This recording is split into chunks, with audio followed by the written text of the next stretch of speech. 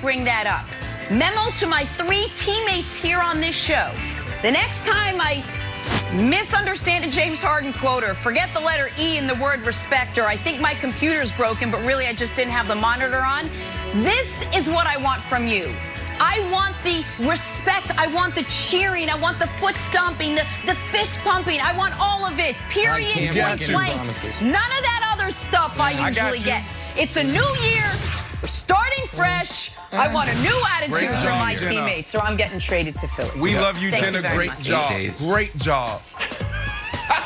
I hear a lot of mumbling from the Kevin Wildes portion of the set. But thank you, Brandon. Back to the NFL now. Packers came away with a win against the Panthers last week, but Aaron Rodgers did not play up to his typical standards. 143 yards and 1 touchdown. But he isn't worried about that turning into a trend. Take a listen to this.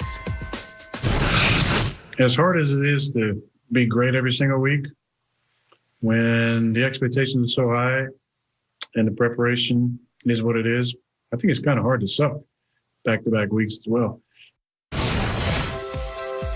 Aaron Rodgers' hat is always just a little too big for him. After last week's performance, Rodgers now a big underdog. Awesome take, to Patrick Jenna. Mahomes in the MVP race. Thank you. Oh my gosh, you guys are the best. Thank you. That according to Fox Bet Sportsbook. Rodgers got a great opportunity to make up some ground against the 10-4 Titans. We got Mike Vick back with us now.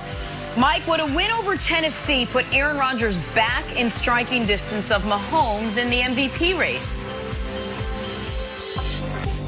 I mean, it could, but it will make the conversation more relevant in terms of Aaron Rodgers getting back into the race and getting close and gaining some ground on Patrick Mahomes. But he's about to face the Atlanta Falcons, and the Atlanta Falcons defense hasn't played well all season.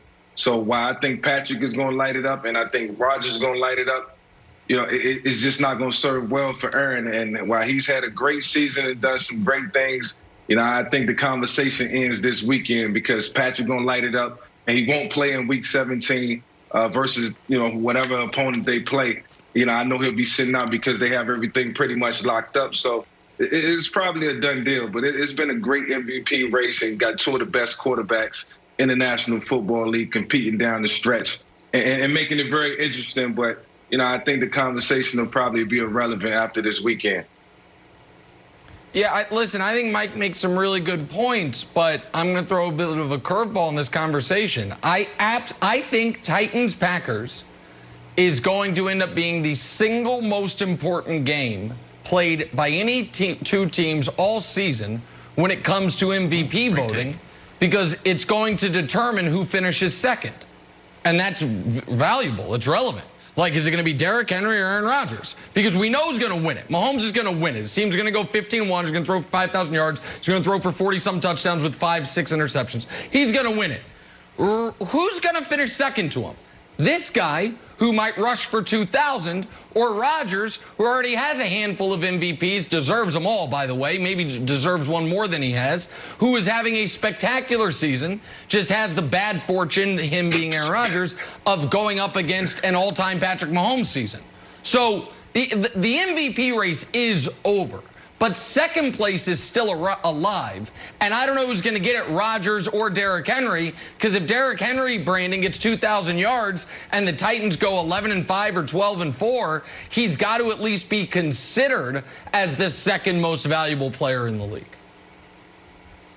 Yeah, you made a lot of great points there, Nick. And, you know, I definitely agree with you when you talk about Derrick Henry. You know, I said that last week. If this guy goes for 2,000 yards, he will be the MVP. He should be the MVP. We just don't see that often. But look, guys, to have this conversation and make it easy, you know, I put together my NFL MVP race hierarchy. So I want to show you what it looked like last week. Okay, so if you take a look here, this is called the family vacation. And it's a great picture to help us paint how it forms and how it plays out in the NFL.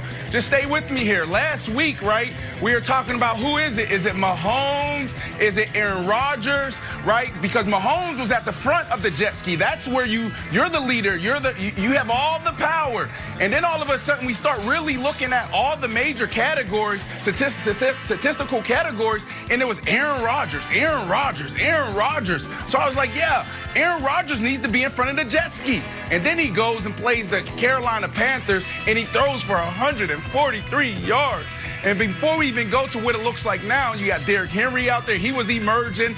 Guys were like, oh, this dude's having a lights-out season, stiff-arming people to the ground, hurting their heads. And then he got on his own jet ski. Russell Wilson in the back. Russell Wilson, what happened? That's the most uncomfortable place you can be. You were actually leading. You were, at one point in the season, you were on the front of the jet ski. And now he's in the back. And you know, if you're back there, anything can happen.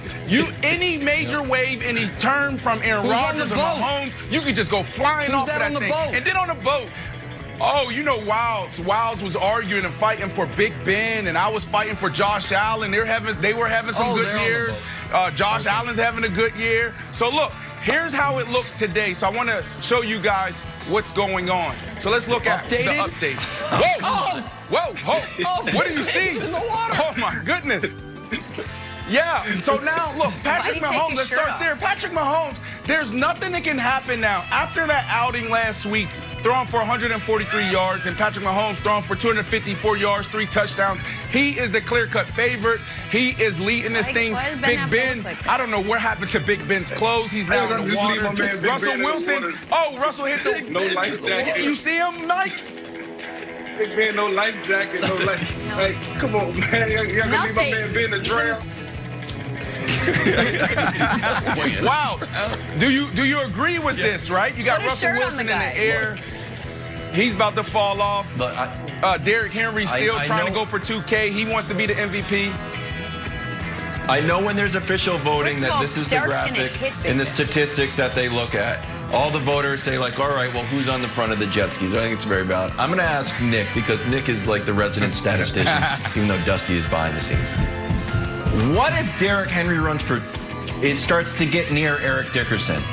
What if he does so well in these last 2 games? Is there anything he can do where you don't think with your heart, think with your statistician mind? Yes, the answer is yes. Whoa. If he gets the most rushing yards ever, but if he gets the most rushing yards ever, then sure, give him the MVP. But that because I agree. Not just because he'd be setting that record, and I'll throw it to you, Vic, but because that would mean in the final 2 weeks of the year, he had 550 yards rushing.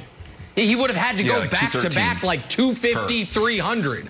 And so it's not just he would have set the record, he would have finished with the greatest finishing 2 games in the history of the league, getting his team to 12-4. That would be enough. Like, that's what you would need to overtake Mahomes, I think. And I think Derrick Henry very well might get to 2,000, but getting to 2,200 is a bridge too far even for him. Wow. Yeah, if Derrick Henry can have 2 back-to-back good weeks, man, it might propel him and put him in a position where he can ultimately win it. That'd be a beautiful thing to see a running back win the MVP, but ultimately we know that it belongs to the quarterbacks of the National Football League, whether it's Rodgers or whether it's Patrick Mahomes. I think it bodes well to see an MVP, in the hands of a quarterback. So I'm gonna stay biased on that.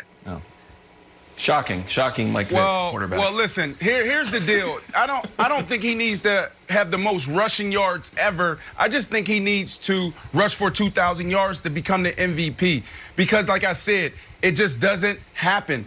I just looked up something online real quick, and I said, how many 2,000-yard rushers? There's only been 6 guys to do it. Well, we've seen these type of years from quarterbacks before.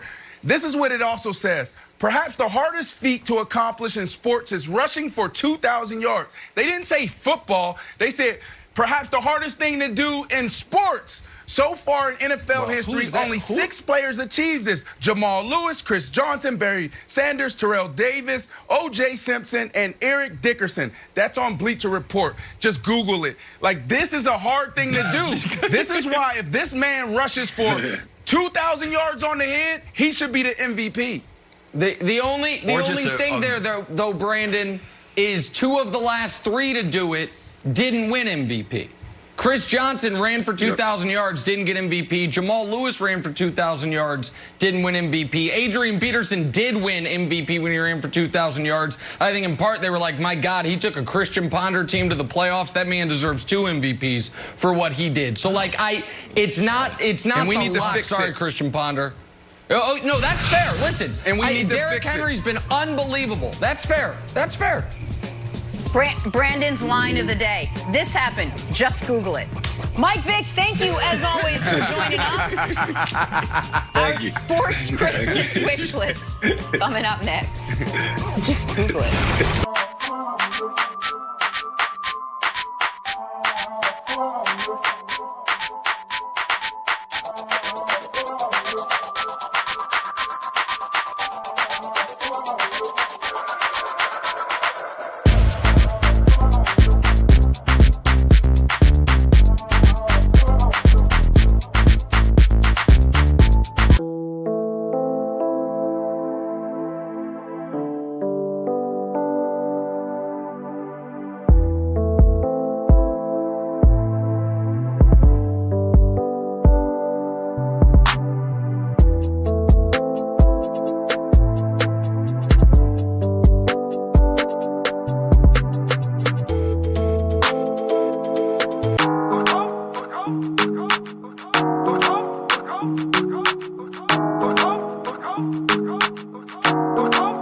Go,